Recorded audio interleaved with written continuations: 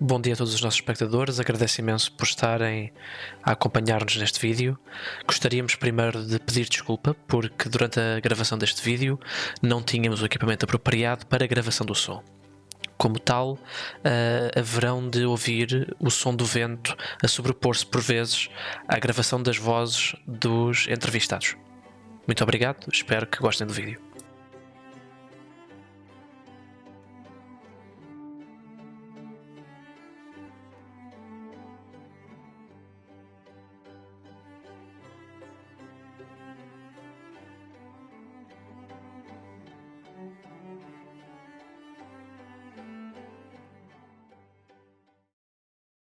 Bem-vindos a todos os amantes de História Militar. Estou aqui hoje em Almeida com o nosso grupo de recreação histórica do município de Almeida, com dois membros da Cavalaria 11, um dos grupos integrantes deste grupo de recreação histórica. Estamos aqui para fazer uma apresentação do uniforme da Cavalaria 11 durante a Guerra Peninsular e tenho então os dois cavaleiros para fazer a apresentação do uniforme como estaria apresentado em 1806 e a partir de 1810. Faço então a primeira pergunta aqui ao nosso amigo Lopo para começar a descrever o seu uniforme. Bem, basicamente, como vamos ver, eles são muito semelhantes. Há uma característica óbvia que salta logo ao olhar de quem veja a nível das nossas coberturas. Essas sim são diametralmente distintas e demonstram vários progressos tidos na época. E também outro fator crucial, como em todos os tempos, o fator financeiro, o fator de custos.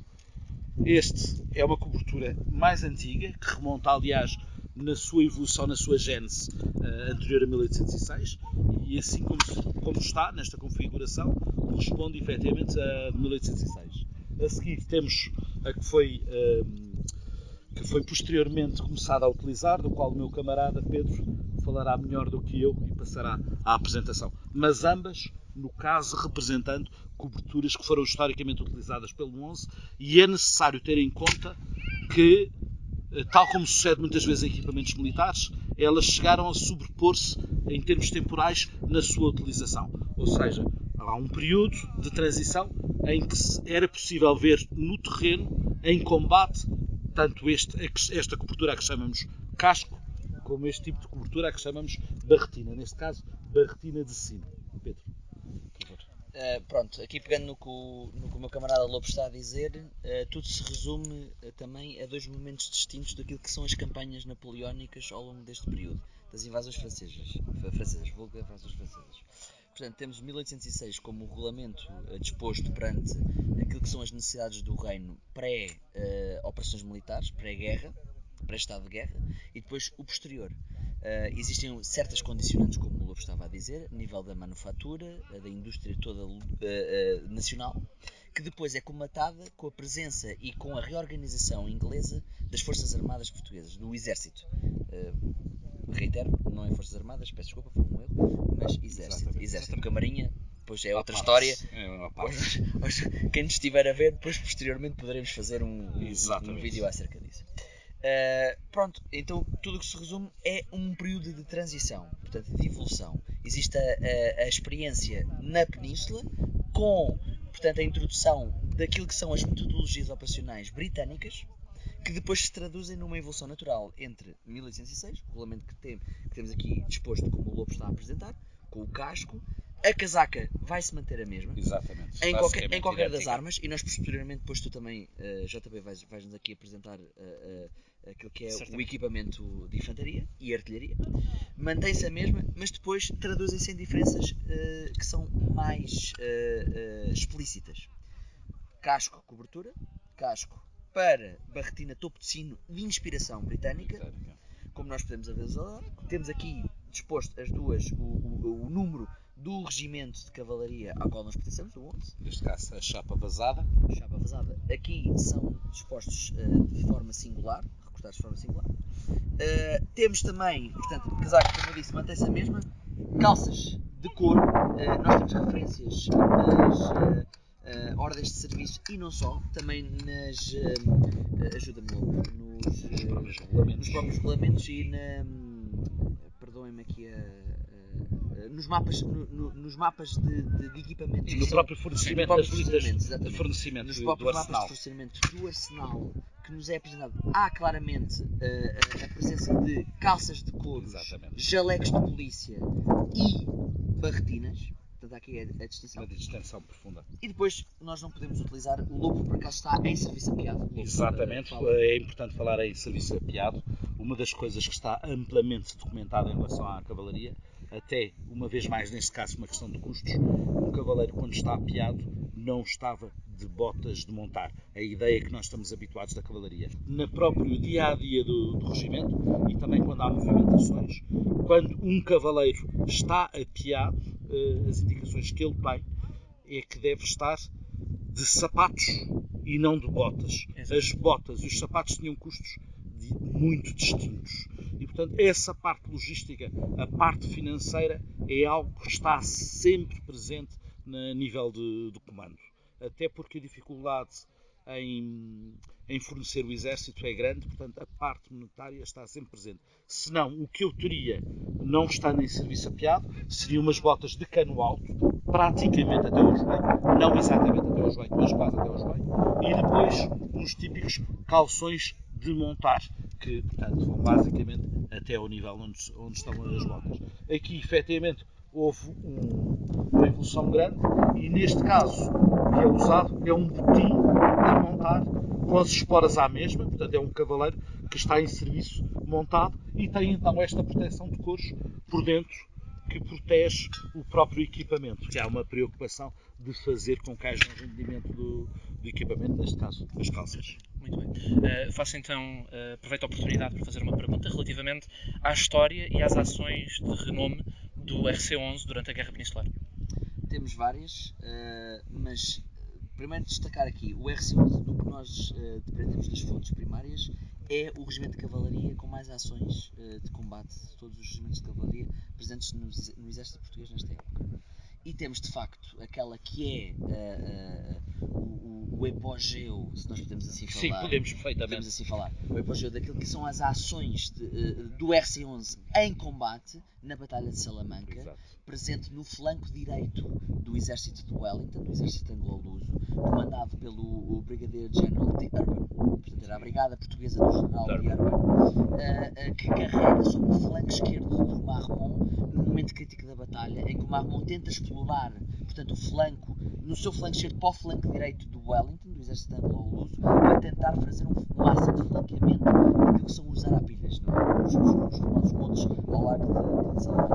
E o 11 carrega com bastante sucesso. Para além do mais, temos algo que é curioso no 11, não é que seja notável, mas é uma característica interessante, é que o 11 vai estar presente desde o início das campanhas contra o invasor napoleónico. Ou seja, nós tivemos historicamente na Roliça e no Vimeiro. Ou seja, no renascer do exército português, esse é também um dos aspectos bastante interessantes no caso do nosso regimento. E para um grupo que está sediado em Almeida, é extremamente importante o facto de representarmos o 11, porque creio que já referi o antigo Regimento de Cavalaria de Almeida. Portanto, esse é mais outro traço importante para nós. Muito bem. Aproveito então para perguntar novamente se me poderiam descrever o método de atuação da cavalaria portuguesa durante a guerra. Quais é que eram as suas principais funções, quais é que eram os papéis em que normalmente seriam encontrados, tanto em combate como fora deste. Se me permites, há duas distinções táticas que é preciso olhar a nível da metodologia operacional da cavalaria nesta época. Temos cavalaria pesada, em primeiro lugar, e a cavalaria ligeira. Mas existe cavalaria intermédia. Há alguns exércitos que têm, o exército francês tem cavalaria intermédia que lhes permite uma atuação dentro de ambas as metodologias. O exército português, por necessidade, pela realidade operacional que portanto, que o exército vivia, não podia fazer esta distinção. E até pela nossa geografia também, que é uma componente importante. Que é uma importantíssima. Portanto, planícies portanto, o espaço geográfico primário da atuação da cavalaria versus aquilo que são um terreno mais acidentado a nível de colinas e de montes. Portanto, nós não tivemos essa distinção. Basicamente, resumindo, temos dois momentos importantes: em combate, em batalha e fora de combate e fora da batalha. Em batalha e em combate, a cavalaria tem a função expressa de explorar qualquer brecha ou fraqueza na linha inimiga. Pode ser, esta brecha pode ser ou fraqueza pode ser no âmbito frontal ou também no âmbito de flanqueamento, que depois se traduz, em caso de debandada inimiga, numa perseguição das tropas inimigas para que estas não tenham retorno, portanto não se possam inserir novamente no combate, portanto não possam retornar ao combate. Fora da batalha temos outra. Isto é muito simples, nós costumamos dizer, Lupe, e dizemos isto várias vezes às pessoas que nos abordam nas recreações: a cavalaria nesta altura são os olhos de um exército. Que era fundamental. São os olhos do exército. Portanto, a cavalaria acompanha o exército normalmente à frente, uns quantos quilómetros à frente, em ações de observação. Exatamente. Como é que se diz? Agora estou perdido. Scouting. De batedores. Escolta, batedores. Batedores. Perdoem-me esta parte anglofónica. Não há problema nenhum. É por causa das ordens que recebemos. Estamos mais mas temos isto, portanto, é a observação das ações inimigas, porque nós vivemos, os nossos espectadores, nós vivemos numa época em que não existem drones, não existe uma capacidade de satélite de observação do campo de batalha e das ações de combate. Portanto, é a cavalaria que faz isso. Tem a rapidez, tem a capacidade de movimentação mais ampla. E depois, nesse sentido, é isso mesmo que vai à procura. Observação, movimentações inimigas. Gostaria de vos perguntar e que me explicassem concretamente qual é que é o armamento principal de um cavaleiro e de que modo é que este seria utilizado. Este é o nosso armamento básico, é o nosso sabre de cavalaria. Nós tivemos um modelo específico para este uniforme de 1806. Infelizmente, no caso presente, ainda não dispomos de nenhum exemplar, nem o original, que é o caso destes dois sabres, que são ambos originais, portanto são coevos do período histórico que representamos, mas no nosso caso nem nenhum original, que são extremamente difíceis de conseguir, são extremamente raros, e ainda não conseguimos ter a hipótese também de ter uma réplica, de maneira que estamos a envergar uma arma que sabemos que nós utilizámos amplamente, de origem britânica, e o Pedro creio que poderá falar mais sobre este modelo concreto. Obrigado, Lopes, perdoa-me. Modelo 1796 da cavalaria ligeira, ambos estamos a utilizar. Exato. O que não significa, porque a cavalaria portuguesa também usa o modelo 1796 para cavalaria pesada. Para os nossos espectadores, também não só portugueses, mas também externos, saberão, é a arma que Sharp usa ao longo dos seus famosos contos de Bernard Cromwell em livros, não é? É um modelo 1796 de cavalaria pesada. Portanto, temos este abastecimento duplo. E esse vou só fazer aqui um pequeno parênteses, uma pequena curiosidade. Às vezes as pessoas podem pensar, será que era assim tanto ou não?